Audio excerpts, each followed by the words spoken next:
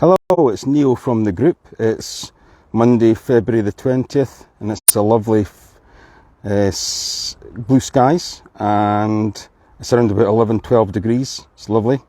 I'm up at Tomnagorn Recumbent Stone Circle, and my signal's not that great, so I'm going to just kind of walk through this fairly quickly just to make sure I get it all in. So, this is a relatively complete circle. Although the stones have fallen, the circle is relatively complete, even with a central court and some curb stones. Number one stone, fairly heavily damaged. This is the likely remains of it to the side here. So no real idea of its original height, as most of the documentation record this to be pretty much always the case over the last 100 years. The recumbent itself is about 1.1 metres high, about a metre deep, a couple of metres long, just over a couple of metres long. A substantial, one of my favourite words, substantial stone. Not the biggest recumbent by far, but certainly an obvious one. Stone number 3, certainly pointy, certainly longer at the base than it is at the top, and again, it's a monster of a stone widthwise. It's more of a kind of triangle shape, which is a bit unusual. Leaning back a little bit now into the circle, but definitely well dressed, as is the recumbent. Good right angles on it. Now this is around about a kind of 21 metre diameter circle. So coming away from stone 1, 2 and 3, we're on to stone 4. And again, this is a very well dressed stone. It's probably a good, almost getting to 1.9 metres high. It's very well dressed, good right angles on it. Solid, big stone, plenty of quartz seams going through it, and again, maybe a little bit of a kind of longer at the base, tapered at the top type. That's number 4, kind of in alignment with the recumbent there. Coming along to number 5, which is completely fallen. It's a slab of a stone. It's maybe not that thick a stone, maybe about half a metre, but it's definitely very wide. It's a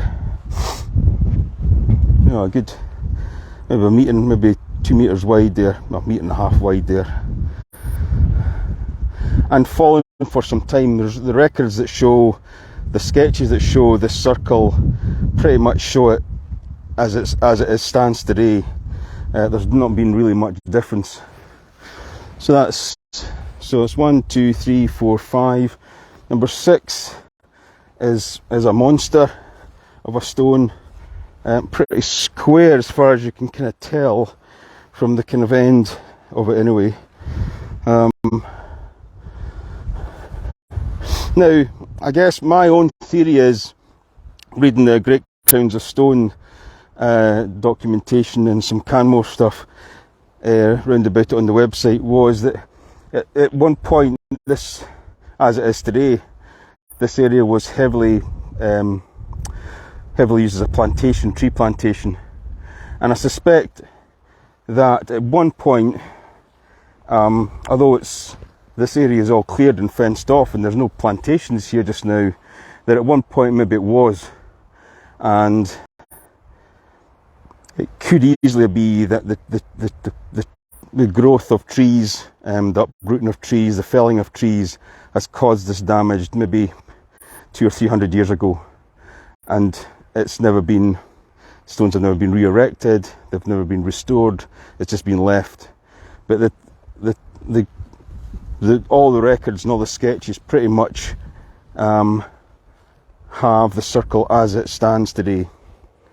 So that's 1, 2, 3, 4, 5, 6. This is number 7. Just about to my chest height here. Again, lovely dressed stones, good right angles, maybe a little bit of damage in the back here.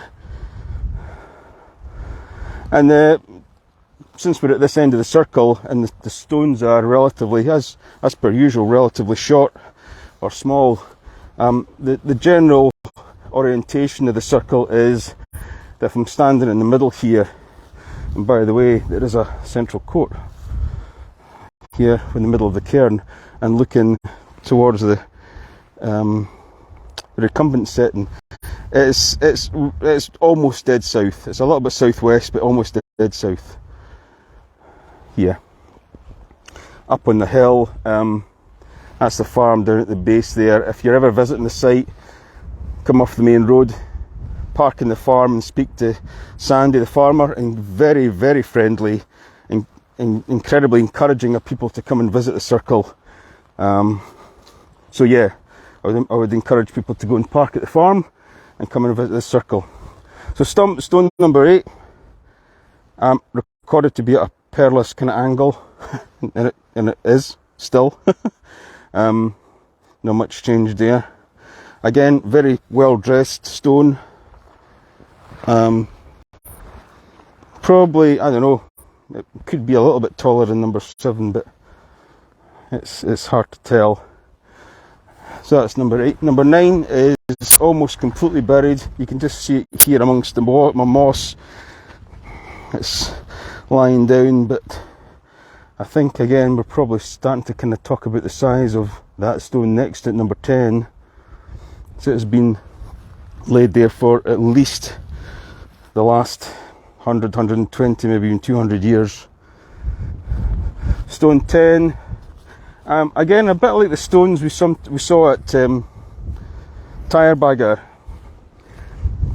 I suspect that the stone has been, as it, you know, coming from the backside here, it's right angles, well dressed.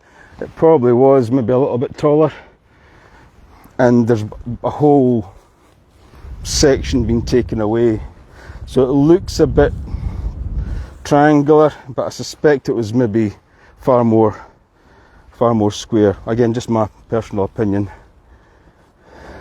Number 11, halfway sort of across the central there of the circle, getting more closer to the recumbent, and number 11 is a chunk of a stone. A bit like number, what we talk about, 1, 2, 3, 4, 5, 6, but number 6. So it's that kind of size of stone, substantial stone. And again, if this is the whole stone and it was taken out of its socket, you're probably talking a good quarter to a third of it would have been in its socket. So although it looks massive, it standing it probably wasn't that, but there's a good section of it. Again, this stone's been laid like this for as long as anybody can document and record and recall. And then number 12 is over here, and it is a monster. It is I mean, you could maybe easily forgive this maybe being for a flanker. It's so big. And again, good right angles on it. It probably goes into the moss about here, but then down at an angle, so it's half buried. Hard to tell how much of it is under there. But you can only maybe go by the arc of the circle, maybe coming around here. The socket was probably around about this area, and it's fallen into it, where number 11 looks like it's kind of fallen along the side of the circle. So 21 metre diameter, quite big actually, for a recumbent circle, or the bigger end of the spectrum for sure. And what's interesting about this circle is the cairn has obviously been removed, robbed, or reused for the stone dikes. But what's really interesting is the remains of the curbstones. So the curbstones unusually come straight off number 3 stone and come along into about a kind of 17 metre diameter, the inner circle here. And the curbstones come along here. There's a few hidden by moss. Then here, all the way along, these kind of flattened stones, roughly till about here, where the central of the circle comes across. This is the central court of the cairn, which would have been the central section. And the curbstones again start about halfway here, all the way back, some buried under some moss and bushes, all the way back towards the recumbent. So this half, the far end, the far half of the circle has no curbstones for the cairn, but there's a spoil just behind the circle over here, which could easily be a few curbstones, some cairn stones that have just been left over from maybe building the stone dike. So not much to really talk about apart from the current state of the circle, which is very good. Easily to park at the farm and come up and visit, just across one field and one gate. And not really much to talk about as far as the damage that was caused by the fallen stones. That's caused the fallen stones. Again, I suspect it's maybe been early plantation of trees, and the growth of the trees or the felling of the trees toppled them over. But they've certainly been in these positions for as long as anybody can really remember, a good 200 or 300 years anyway.